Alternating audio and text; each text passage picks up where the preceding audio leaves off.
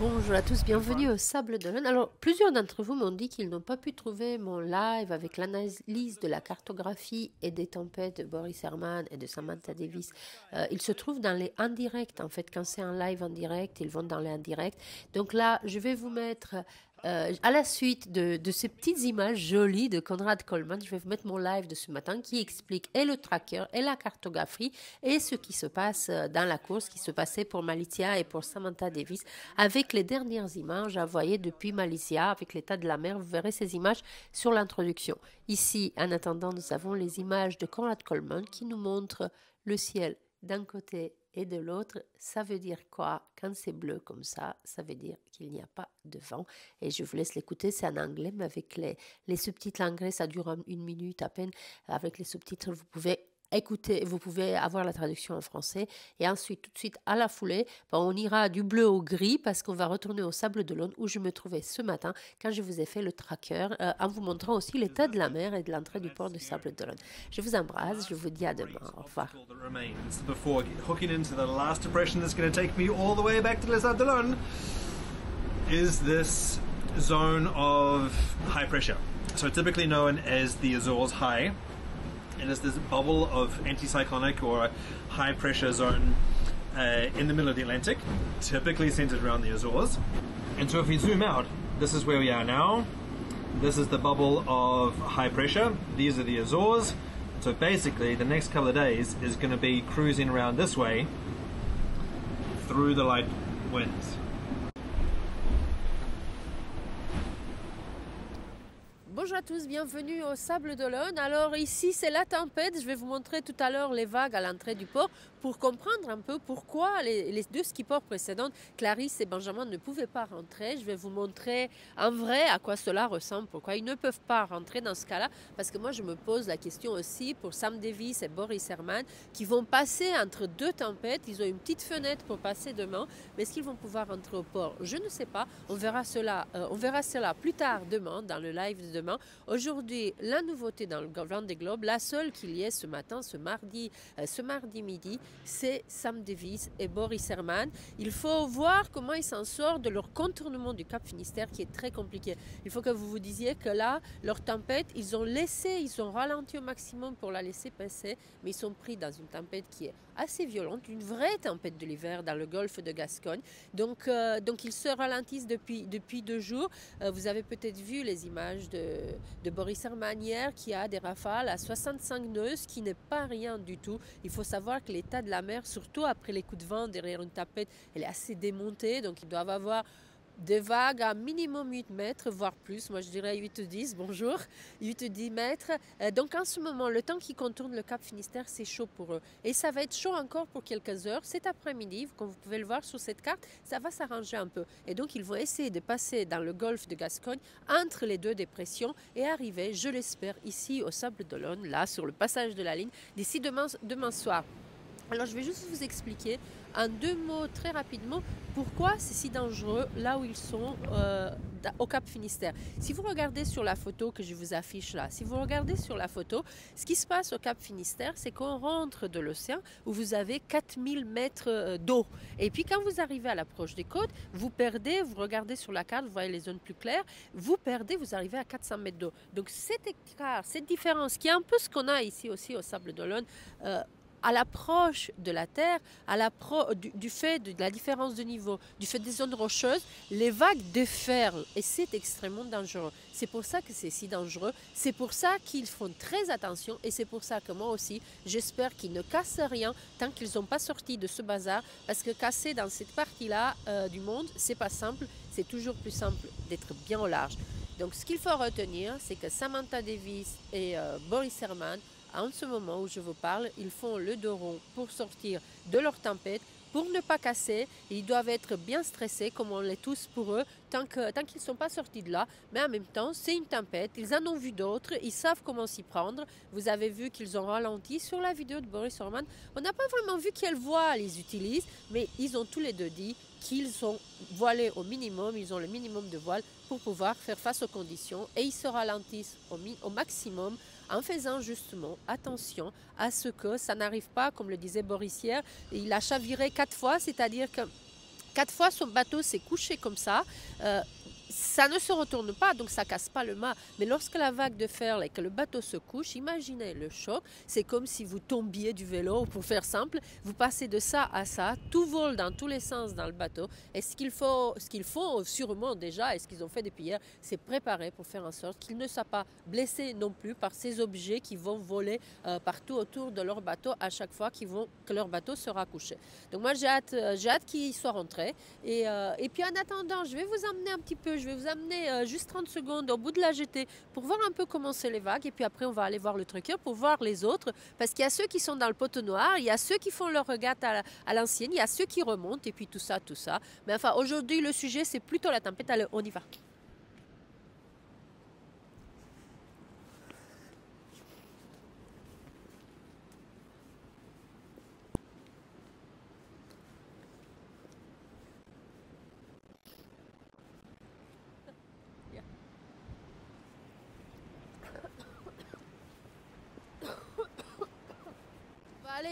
Sans plus attendre, on va aller faire un petit tour. Je vais vous montrer un peu ce que c'est la passe, pourquoi c'est dangereux de rentrer dans le port des Sables d'Olonne, pourquoi c'est lié, ce que je vous disais hier, aux roches et pourquoi les vagues déferlent sur le plaché rocher, pourquoi c'est compliqué, pourquoi les vagues déferlent et pourquoi c'est un peu compliqué. On va vous montrer ça.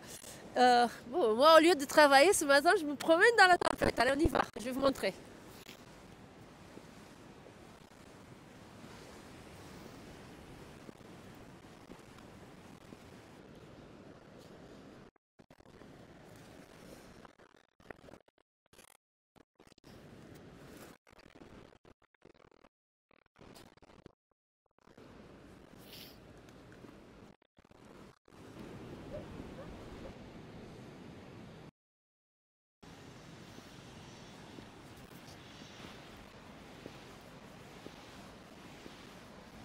Oui, voilà, c'est ici en fait ce que je vous expliquais à l'entrée du port. Elle est là, la passe en fait.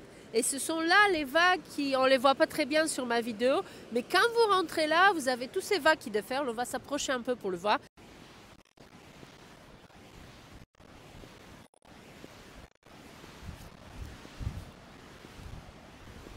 Et donc là, ils sont dans une très sérieuse tempête qui est même... là, la tempête, elle est... même au Sable d'Olonne, on l'a mieux senti cette nuit. Donc regardez ce qui va se passer dans 6 heures, dans 12 heures. Donc vous voyez, dans 12 heures, cette tempête, elle est partie. Donc eux, dans 12 heures, ils devront... Voilà, là, on est à combien?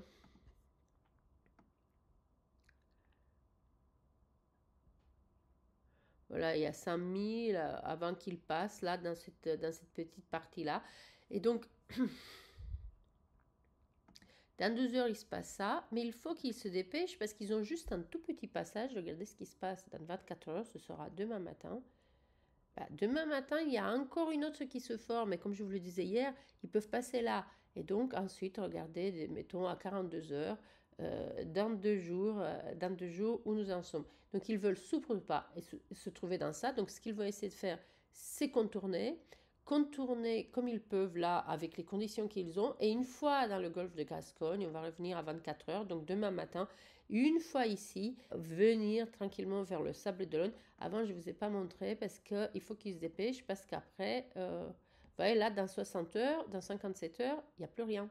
Pour les bateaux qui vont venir derrière, pour les bateaux qui vont sans doute remonter de La Rochelle, je me dis, moi, je n'ai aucune information, mais sans doute vers le week-end, donc ça va être un week-end avec plein de bateaux qui vont arriver en même temps et des conditions de mer évidemment beaucoup plus calmes.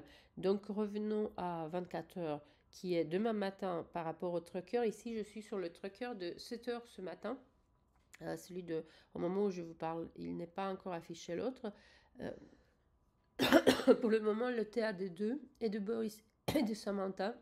Et en fin de journée demain, vous voyez là, il pourrait rentrer. En principe, bien que vous savez, après un coup de vent, la mer elle est très forte. Là où ils sont maintenant, ils ont des vagues qui sont à 8-10 mètres, là où ils se trouvent actuellement. Donc il y a une houle très conséquente. Est-ce qu'ils vont rentrer ou pas? Je ne sais pas. Pour le moment, on considère, comme le TA qui est donné, qu'ils arrivent, ils passent la ligne, ils rentrent dans la nuit prochaine. On va voir ensuite, demain, dans le tracker de demain, quelles sont les conditions de marée, une fois qu'ils seront plus près et qu'on verra un peu plus clairement comment la météo a évolué et surtout quelle est leur vitesse, etc. Donc demain, on va parler de leur arrivée. Pour le moment, contentons-nous de parler de ce contournement du Cap Finistère qui, moi, m'inquiète, et jusqu'à ce que leur coup de vent il soit bien passé et qu'il soit bien entre les deux, entre les deux tempêtes.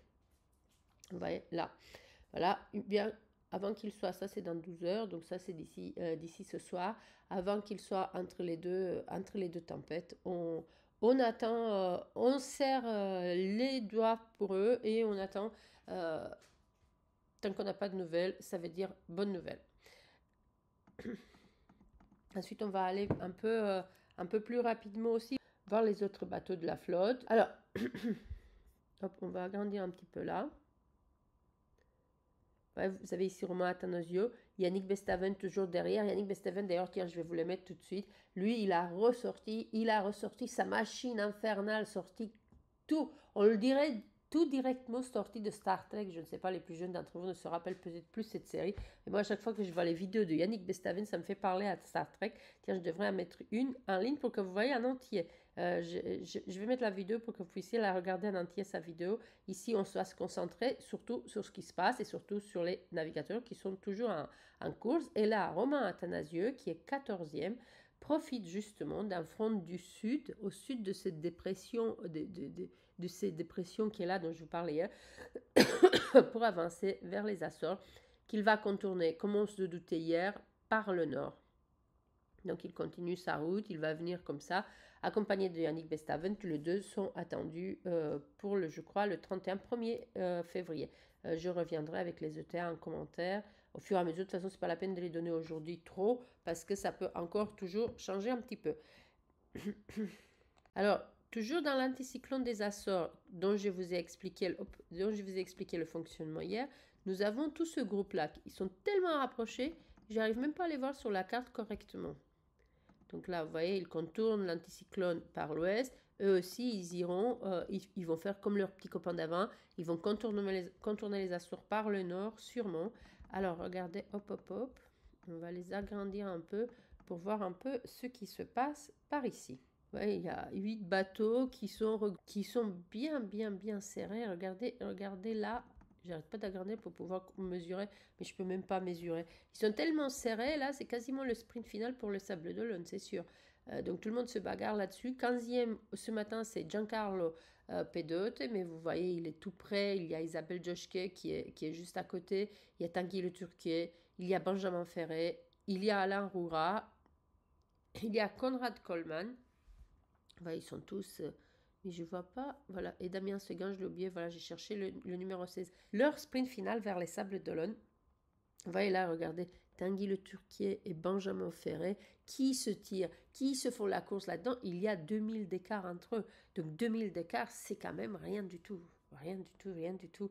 Donc on ne sait pas du tout comment ça va se passer. Et puis même, si vous regardez Konrad Coleman par rapport aux autres, donc tout le monde est à la bagarre ici. Donc voilà ce qu'on peut dire pour ce groupe-là, qui est fermé par Jean Le Cam, qui lui a moins de vent. Vous pouvez le voir un peu sur le tracker. Donc ceux qui sont dans l'ouest, ils en ont un peu plus. Mais on va voir ce qu'il va faire. Il est aujourd'hui en 2e position, Jean Le Cam. Et puis nous voilà notre chevalier seul d'hier, notre petit jeune Guirec Sudé. Lui, il est content, la vie est belle, il est dans les alizés. Il fait une belle tracée. Il est d'ailleurs le plus rapide sur ces dernières 24 heures avec 341 000 parcourus. Donc il est 23e, il a dessiné une belle ligne, il est content. À bord, je vais voir si je trouve une vidéo. Je vais vous la mettre à la fin si jamais il y a une vidéo qui explique un peu ce qui lui arrive. Et voilà, et on arrive, mais il va bien. Et d'autres qui vont bien, c'est le petit groupe de derrière là, parce que je vais vous dire un truc, eux, ils sont bien contents. Ils sont même très très contents de toucher enfin, après regarder la météo capricieuse qu'ils ont dans toute cette remontée de l'Atlantique Sud. Et après avoir passé cette zone de transition, le fameux poteau noir, ça y est, ils commencent à toucher les alizés. On va agrandir parce qu'eux aussi, ils se tiennent tous dans un mouchoir de poche. Et vous voyez même notre copine, Violette d'Orange, qui est en train de manger un peu sur l'huiduc, de s'approcher après avoir dépassé il n'y a pas très longtemps Arnaud Boissière. Elle est maintenant en 26e position, alors que l'huiduc se retrouve derrière elle. Et elle ne va pas tarder à dépasser peut-être à dépasser peut-être Sébastien Marcet. Eux, là où ils se trouvent, ils ont un peu, vous voyez, c'est toujours la même chose comme je vous disais pour Jean, ils ont un peu moins de vent que là où elle se trouve.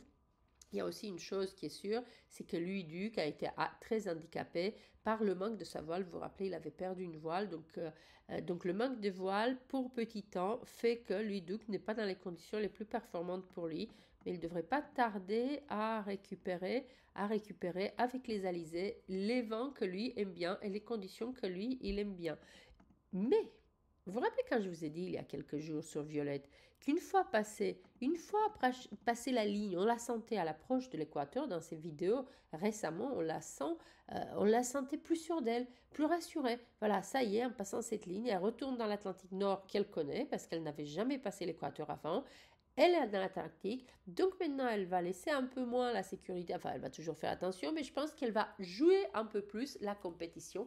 Rappelez-vous que Violette Delarange est compétitive, rappelez-vous que son coach et co-skipper, le chef de sa team à terre, et Damien Guy, qui est un extrêmement bon marin de la classe Figaro, et que donc du coup on va voir ce que fait Violette, mais ça, je ne serais pas surprise qu'elle commence à nous faire des petites choses et des vidéos plus compétitives, plus punchy dorénavant, pour ne plus parler seulement des couchers de soleil et de la neige sur le chapeau.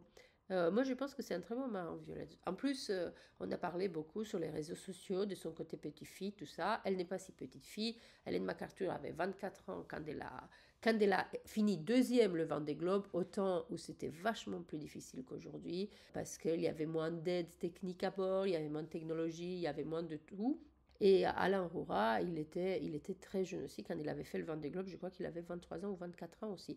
Mais aujourd'hui, c'est elle la plus jeune. Mais moi, je ne regarde pas le côté petite fille, ni le côté c'est la plus jeune. Je regarde la maran. Violette Delarange est un très bon maran. Elle en a fait la preuve dans ce Vendée Globe. Je n'en doutais pas une seconde. Je vais peut-être vous ressortir les vidéos du début de son arrivée au Sable d'Olonne. Je l'ai attendue, j'étais toute seule sur la jetée. Alors c'est assez marrant parce que lorsqu'elle reviendra maintenant, on s'attend à un raz-de-marée au Sable d'Olonne pour son arrivée. Le jour où elle est arrivée la première fois au Sable d'Olonne, regardez à quoi cela ressemblait. C'était, vous voyez sur ces images, son bateau qui arrive. J'étais toute seule sur la jetée avec 2 jeunes filles de son équipe technique. Mais voilà, on va voir ça. Moi, j'aime beaucoup suivre son tracé mais maintenant qu'il y a moins de bateaux, c'est très intéressant pour moi aussi de pouvoir enfin consacrer un peu plus de temps aux autres bateaux, ceux dont on a parlé un petit peu moins pendant la course. Donc celui qui est sorti, je ne l'ai pas dit tout à l'heure, en premier du poteau noir, c'est Kojiro. Ce qui profite pour creuser l'écart avec Sébastien Marcet et puis tous ceux de derrière dont je vous ai parlé tout à l'heure. Qui suit derrière? Voyons voir où nous en sommes ici. On a 2 bateaux. Voilà. Antoine Cornic et Eric Bellion qui est hors course. Ils sont encore à 700 000 de l'équateur. Ça y est, ça s'approche. Et bien, vous voyez, ils sont déjà ce matin dans les alizés de l'hémisphère sud. Donc, ils ont un peu de vent. Ce qui n'est pas le cas. C'est beaucoup moins marrant pour ces deux-là. Olivier Hir, Jinkun Xu, 400 000 derrière le groupe d'avant. Et entre ces 2 bateaux, il y a combien d'écart?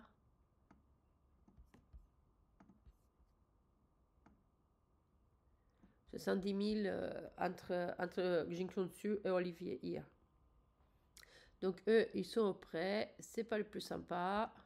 Et puis c'est du prêt aussi pour ce groupe-là, mené toujours par Manu Cousin, qui est suivi par Fabrice Amadeo et Denis Van Weyberg. Il leur reste, eux, 5400 jusqu'à Boris Herman et 5800 jusqu'à l'arrivée. Il leur reste quand même un sacré paquet. Et avec la météo qu'ils ont et des moyennes qui sont dans les 200 000 par jour, ils ne sont pas arrivés du tout. D'ailleurs, on annonce Denis vers la fin du mois de février au Sable d'Olonne. Voilà, c'est cela tout pour aujourd'hui. Moi, je vais vite me mettre au chaud pour être prête pour faire les lives lorsqu'ils vont arriver dans le port des Sables d'Olonne. Moi, j'espère encore qu'ils arrivent demain soir ou au plus tard jeudi matin pour leur arrivée et pour Romain Athanasiou qui va être tout juste derrière et pour tous les autres, évidemment. Merci à tous de me suivre. On va tous se mettre au chaud pour le moment. On se retrouve pour le live demain. Et s'il se passe des choses intéressantes dans la course, quelque chose de nouveau, je ne manquerai pas de vous mettre des vidéos. D'ici là, à demain. Bye bye.